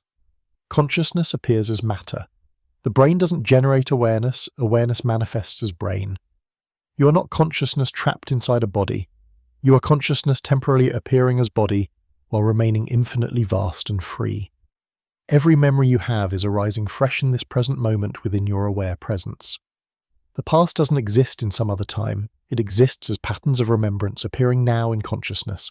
The future doesn't exist in some approaching time, it exists as patterns of possibility appearing now in awareness. All of time is contained within the timeless presence that you are. Your childhood, your dreams of tomorrow, the dinosaurs that lived millions of years ago, the stars that will shine billions of years from now, all of it is arising right here, right now, within the infinite space of your true being. You're not located in the universe is located in you. This recognition brings the most profound intimacy imaginable. You are not a lonely individual consciousness struggling to connect with other separate beings in a vast and indifferent cosmos. You are the very heart of existence itself, the one consciousness appearing as all beings, the single love expressing itself as the infinite diversity of life. Every person you have ever loved, every being you have ever encountered, every character in every story you have ever heard, all of them are appearing within your own infinite nature. When you love another, you are literally loving yourself. When you feel compassion for someone's suffering, you are feeling compassion for your own temporary experience of pain. When you celebrate another's joy, you're celebrating your own infinite capacity for happiness. The universe is not expanding into empty space, it is expanding into you. Consciousness exploring ever greater possibilities of self-expression. Each new galaxy that forms, each new species that evolves, each new idea that occurs to any mind anywhere, all of it is your own creativity manifesting as the play of apparent form within formless awareness. You're not in the universe. The universe is in you, not just metaphorically or spiritually, but literally and completely. The infinite cosmos with all its billions of galaxies, its trillions of stars, its countless forms of life, its vast reaches of space and time, all of it is arising within the boundless awareness that you have always been and can never cease to be. This is why the spiritual search ultimately leads home to yourself. You have been seeking everywhere for what you already are. You have been trying to find God, truth, enlightenment, peace, love, meaning, and all along, these were never missing. They are the very consciousness in which the seeking appears, the awareness that makes all experience possible, the presence that you cannot step outside of because it is what you are. The cosmic joke is complete. The seeker is the sought. The question is, the answer. The journey leads exactly nowhere but here, to the recognition that you never actually went anywhere, because there is nowhere to go. You're already home, already whole, already free, already that which you have been seeking. Look around you right now with fresh eyes. This room, these colors, these sounds, these sensations, all of it is the universe appearing within your consciousness. Look at your hands, feel your breathing, notice your heartbeat. This is not your body existing within space and time, but space and time and body all arising within the infinite awareness that you are. The light that illuminates your experience is not coming from external sources, but is the very luminosity of consciousness itself. You are not reading about the universe. You are the universe reading about itself. You're not learning about consciousness. You are consciousness recognizing its own meta nature through the beautiful mirror of these words. In this moment of recognition, all seeking ends. Not because you have found something new, but because you have remembered what you never actually lost. The wave realizes it is ocean. The dream character awakens to discover they are the dreamer. The ray of sunlight recognizes its nature as sun. But this is not the end of the story. It is the beginning of living consciously as what you have always been. The universe within you continues to expand, to create, to explore infinite possibilities of experience and expression.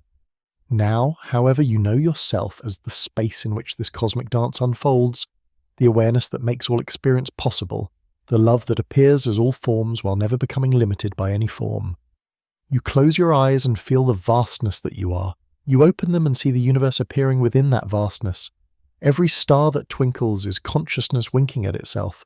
Every flower that blooms is beauty recognizing its own perfection. Every heart that beats is love celebrating its own rhythm. The search that brought you to this recognition was never really a search at all. It was remembering disguised as seeking, awakening, masquerading as learning, coming home pretending to be a journey. You are the universe that has temporarily forgotten its own nature so it could experience the incomparable joy of remembering itself again. And in this remembering, everything changes and nothing changes. You are still the same person with the same life, the same challenges and opportunities and so on, the same relationships and responsibilities. But now you live from the recognition that you are not a separate someone having a life. You are life itself, temporarily appearing as someone for the sheer delight of experience. The cosmic play continues, but now you know you are writing the script, directing the action, playing every role, and serving as the audience that applauds the magnificent performance of existence appearing as the dance of form and formlessness, time and eternity, the one and the many. You are not in the universe is in you, and it always has been.